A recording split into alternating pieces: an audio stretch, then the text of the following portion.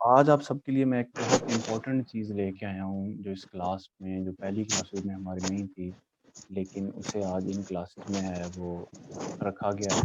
وہ جو قرآن پاک کو پڑھتے ہیں یا پڑھنا اسٹارٹ کرتا ہے بندہ، تو اس میں جو ہم سب سے پہلے جن چیزوں کا اہتمام کیا جاتا ہے، ان میں سے یہ ایک ہے۔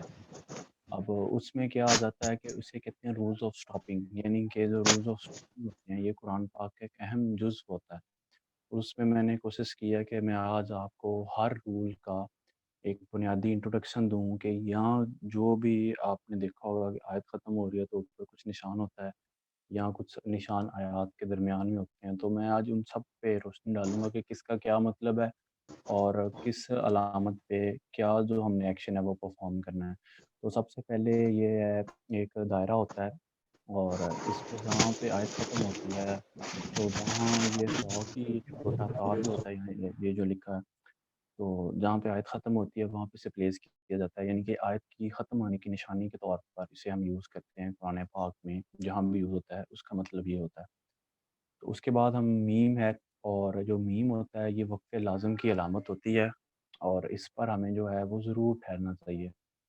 تو اگر ہم اس پر نہیں ٹھہریں گے، اگر قرآن پاک میں کسی جگہ پہ میم آ رہا ہے کسی آیت کے اوپر یا آیت کے درمیان میں، اگر ہم نہیں ٹھہریں گے تو اکثر و بیشتر جہاں پہ جگہ ہوگی اگر ملا کے پڑھیں گے تو اس کا معنی و مفہوم چینج ہونے کے علامات ہوتی ہیں، کیونکہ آپ کو پتہ ہے عربی میں اگر جزم کا یا زیر زبر کا بھی فرق پڑتا ہے تو اس کا جو میننگ ہے وہ چینج ہونے کا بہت خدشہ ہوتا ہے کہ میننگ بدل جائے گا، کیونکہ عربی اس احتیاط کی ضرورت ہے۔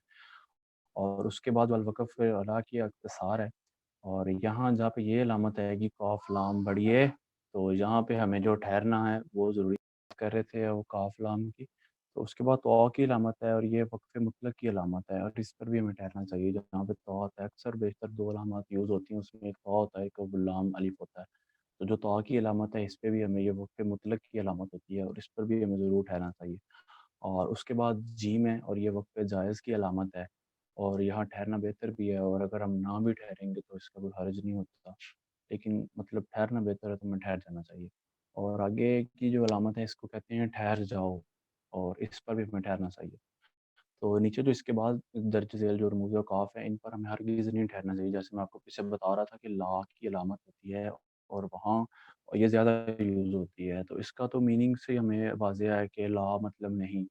تو عربک ہم چھوٹے بچوں کی بھی کلاسز میں چھٹی ساتویں میں بھی، تو چھٹی ساتویں کا بچے کو بھی پتہ ہے کہ لا کا مطلب نہیں ہوتا ہے، تو اس پر ہمیں جو ہے ہرگز نہیں ٹھہرنا چاہیے۔ اگر آیت کے درمیان میں تو اس کی مطلب ہرگز اس کا کوئی تک ہی نہیں ہے کہ ادھر ٹھہریں آپ، تو اگر یہ آیت کے اوپر آ جائے تو مطلب نہ آپ ٹھہر بھی سکتے ہیں اور نہیں بھی ٹھہر سکتے ہیں۔ تو اس کے بعد زے کی علامت ہے، اور یہ وقف مجوز کی علامت ہوتی ہے، اور یہاں جو ہے نہ ٹھہرنا بہتر ہے۔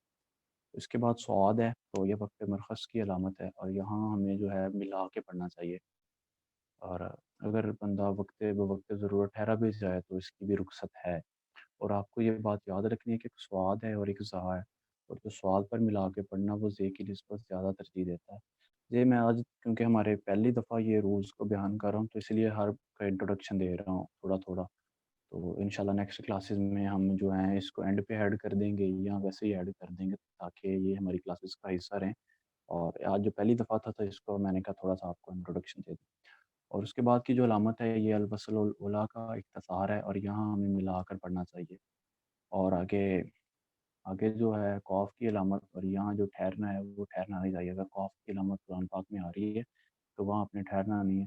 اب یہ مجھے پتہ ہے کہ اتنے آپ کو ایک دفعہ تو سارے یاد نہیں ہوں گے، لیکن ویسے آپ کو انٹروڈکشن دے رہا ہوں تاکہ اگر بعد میں انشاءاللہ اس کی ویڈیو بھی ہم آپ کو پرووائڈ کر دیں گے، اور انشاءاللہ تو وہاں پہ بھی آپ پڑھ سکتے ہیں۔ تو اس کے بعد یہ ہے قد یوصل کی علامت ہے، اور یہاں کبھی ٹھہرا بھی جاتا ہے اور کبھی نہیں بھی، لیکن جو بہتر ہے علماء کے نزدیک وہ کہ نہ مطلب ٹھہر جانا چاہیے بہتر۔ اور اس کے بعد جو ہے ہم چند جو معروف وقف کی وضاحت کر لیتے ہیں، جو چند معروف وقف ان کا معنی کیا ہے۔ پہلا ہے وقف النبی صلی اللہ علیہ وآلہ وسلم، تو اس کا مطلب کیا ہے کہ یہاں نبی کریم صلی اللہ علیہ وآلہ وسلم نے وقف کیا تھا، کہ کیونکہ جہاں وہ تلاوت کر رہے تھے تو انہوں نے ادھر وقف کیا تھا، یعنی وہ ٹھہرے تھے، تو یہاں جو وقف کرنا ہے یہاں ٹھہرنا ہے وہ مستحب عمل ہے۔ تو اس کے بعد وقف منزل ہے، اور اس وقف کو حضرت جبرائیل علیہ السلام کا وقف بھی وقف جبرائیل بھی کہتے ہیں۔ اور یہاں بھی وقف کرنا جو ہے وہ مستحب ہے، کیونکہ قرآن پاک میں منازل ہیں، اور جہاں پہ منازل ہوتی ہے وہاں پہ وقفات۔ اس کے بعد کا وقف غفران ہے، اور اس کا مطلب ہوتا ہے جو اردو میں غفران، یہ عربی کا، تو اس کا اردو جو میننگ ہے وہ ہے بہت زیادہ بخشش طلب کرنا۔ اور یہاں پر پڑھنے اور سننے والے کو بخشش مانگنی چاہیے۔ اگر مطلب قرآن پاک کی آپ تلاوت کر رہے ہیں تو درمیان میں یہ وقف آ گیا ہے، تو یہاں پہ آپ کو اللہ تعالیٰ سے بخشش مانگنی چاہیے۔ تو یہاں وصل کرنے کی بجائے وقف کرنا بہتر ہے۔ اب اس لائن کا میں آپ کو ڈیٹیل میں بتا دیتا ہوں کہ وصل کسے کہتے ہیں۔ وصل کہتے ہیں کہ ایک دوسرے کو آپ ملا دو، وصال جیسے آپ کہتے ہیں کہ وصال کر گیا کوئی، تو اس کا وصال کا جو لفظی معنی ہے وہ ملنا ہوتا ہے۔ اور یہاں وصل کرنے کی بجائے وقف کرنا بہتر ہے، یعنی ملا کے پڑھنے کی بجائے وقف کر جانا، یعنی کہ ٹھہر جانا یہاں بہتر ہے۔ اور اس کے بعد سین یا سکتہ ہے، اور یہ سکتے کی علامت ہے۔ اور یہاں پر آپ کو ٹھہرنا چاہیے، لیکن آپ کا سانس نہ ٹوٹے۔ آپ ٹھہریں تو صحیح تلاوت کرتے وقت، لیکن آپ نے کوشش کرنی ہے کہ جو آپ کا سانس ہے نا وہ نہ ٹوٹے۔ تو رولز آف اسٹاپنگ میں یہ ہماری جو اب اینڈ والی سلائیڈ ہے، اس کے بعد ہم جو اپنا تفسیر ہے وہ شروع کرتے ہیں۔ تو اس میں یہ وقفہ ہے، اور یہ لمبے سکتے کی علامت ہوتا ہے۔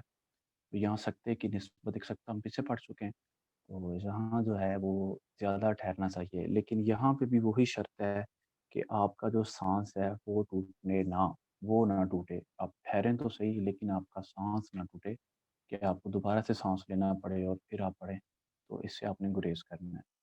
اور یہ قریب قریب 2-3 نقطے بھی ہوتے ہیں، تو جو قرآن پاک میں میم عین کا ہوتا ہے یہ بھی اسی کا اختصار ہے، اور ان مقامات میں ہم کسی ایک پر ٹھہر جانا چاہیے۔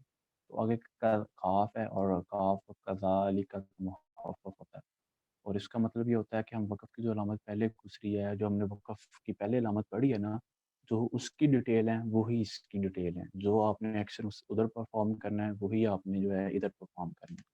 تو آگے 5 کی علامت ہے، تو یہ 5 کی علامت، یہ قرآن، یہ جو کوفیہ ہیں نا، کوفیوں کے علاوہ جو دیگر قرا تھے ان کے نزدیک یہاں آیت ہوتی ہے۔ اب آپ کہیں کوفی، اس کی ڈیٹیل میں یہ بتاتا ہوں کہ مسلمانوں کی جو خلافت تھی نا وہ بعد میں کوفہ کنورٹ ہو گئی تھی مدینہ شریف سے، تو وہ ان کے علاوہ جو دیگر قرا تھے نا وہ اس کو، ان کے نزدیک یہاں پہ آیت ہوتی ہے۔ اگر آپ سورۃ الفاتحہ دیکھیں نا، تو اگر 5ویں آیت کے بعد جو چھٹی آیت ہے نا، تو ادھر وہ 5 والا فگر آتا ہے۔